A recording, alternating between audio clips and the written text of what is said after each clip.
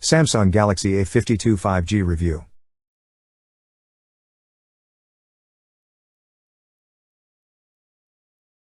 The Samsung Galaxy A52 5G is the company's latest entry in the cheaper phone market, and the company has made steps to make this handset its best yet for an affordable price. The A52 5G isn't the lowest priced smartphone you've ever seen, but it's certainly much cheaper than the company's flagship offerings like the Galaxy S21 and Galaxy S21 Ultra. Samsung's playful design with bright color options makes a return on the Galaxy A52 5G, and we've found this to be a solidly built smartphone that will feel durable in the hand and offer some impressive specs inside. The display is improved from previous Galaxy A50 models with the upgrade to a 120Hz refresh rate that means you'll find it has a smooth experience when scrolling through menus or playing mobile games. It's a 6.5-inch screen with good brightness levels and enough detail for most people as well. You can buy it from $499, £399 or $799 SIM-free, with a variety of deals available on contract. This is substantially cheaper than Samsung Galaxy S21 series, which starts at $799/£769, $1,249, so it may prove a viable option for you. The standard Galaxy A52 won't be on sale in the US or UK, and the Galaxy A52 5G differs quite a bit from that handset. This obviously features 5G connectivity, which the A52 doesn't, and it also has a higher refresh rate on the screen. The Galaxy A52 5G is designed to have a solid build without the bells and whistles you'll find on flagship smartphones. It doesn't feel as premium as Samsung's top-end phones, but it feels durable enough in the hand that we didn't dislike the smartphone's build. This isn't a small device either given its 6.5-inch display.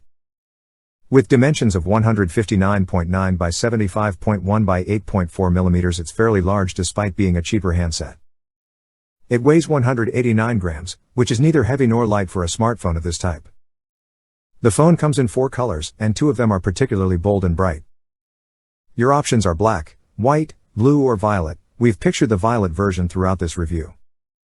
The handset is also IP67 certified dust and water resistant. Little else is exciting about the design of the Galaxy A52 5G, but some will be ecstatic to see Samsung has kept the 3.5mm headphone jack on this smartphone, which you'll find on the bottom edge of the device. That sits alongside the USB-C port, and you'll find a volume rocker alongside the power button on the right-hand edge of the phone. There's also a punch-hole camera in the screen, so there isn't a big bezel at the top to house this tech. That display uses Super AMOLED and has a full HD Plus resolution, and we found the 800 nits of brightness to look fantastic when we turn the screen all the way up to its maximum brightness setting. If you're looking for a smartphone to watch video on, you're unlikely to be disappointed in this display. The exact resolution is 1080 by 2400, which equals a pixel density of 407 pixels per inch, so you will likely find this satisfactory, but it won't compare to QHD smartphone screens like older Galaxy S series models. There's a punch hole at the center of the top edge, and the bezels around the screen are thicker than some may like. That said, it still looks great when you're watching a video or scrolling through social media feeds. One of the big upgrades from previous Galaxy phones is the introduction of a 120Hz display, which is a feature usually reserved for flagship handsets. This essentially means the image on your screen refreshes faster than on most other smartphones, which gives a smoother experience when scrolling through social media or playing mobile games. You'll particularly notice the difference when playing mobile games, and we noticed it when scrolling through social media feeds as well.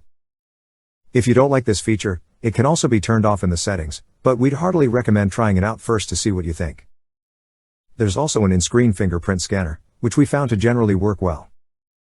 It could sometimes take a touch longer than we'd hope for to be able to read our digits, but it is usable and it's likely you'll opt to use this to unlock the phone. If you want superfast 5G connectivity, you'll want to opt for this member of the new Galaxy A series of smartphones. It allows you to make use of next-gen internet connectivity, but most will find it's just good future-proofing right now for when the technology becomes more prolific.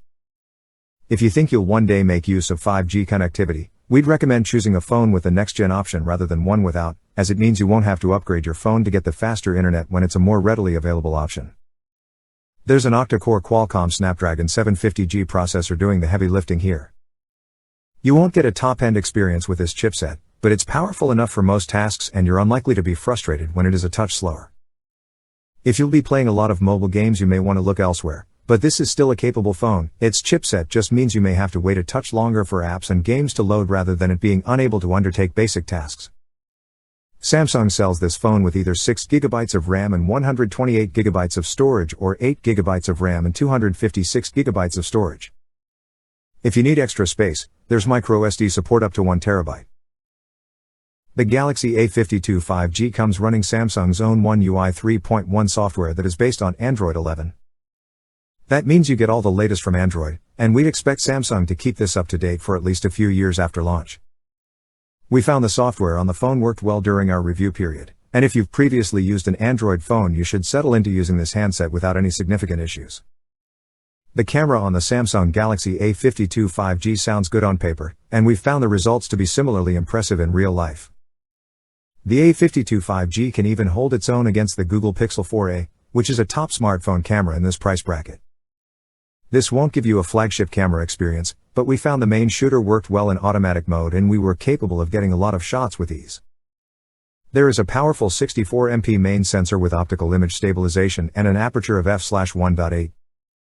That's only one of 4 elements on the rear shooter too. There's also a 12MP ultra-wide camera, a 5MP depth scanner and a 5MP macro camera. The most impressive part of the camera is its main shooter, which we found delivered images with lots of detail, and lighting wasn't often an issue when shooting with the main rear camera either. Images were quite saturated, but this is typical of Samsung's smartphone cameras. There's no telephoto camera here, so zoom quality degrades quite quickly. We found quality with the ultra-wide lens and the macro camera to be acceptable enough, but it's not of a comparable quality to the main camera that you'll mostly be using on this smartphone. On the front there's a 32MP selfie camera inside that punch hole in the top center of the screen. We found selfie shots to be satisfactory, and it was useful for video calls as well. The Galaxy A52 5G comes with a 4,500 mAh cell and the company claims the smartphone will offer a 2-day battery life. In practice, we found it lasted much closer to a single day of full usage, but if you're not using the phone a lot each day you may find it'll last you 2 days. If you do use the phone a lot, there is 25 watts fast charging here that can charge the phone up to half full in just 30 minutes. We tested out this feature using the charger in the box and found that it didn't pan out, as there's only a 15 watts charger in the box. So Samsung has a charger here, which it doesn't with the Galaxy S21 range, but if you want the top fast charging features you'll have to opt for a separate charger. We haven't yet been able to test out the company's top charging tech on this phone for that reason. There's also no wireless charging on the Galaxy A52 5G, so you'll be using a wired charger when you run out of power.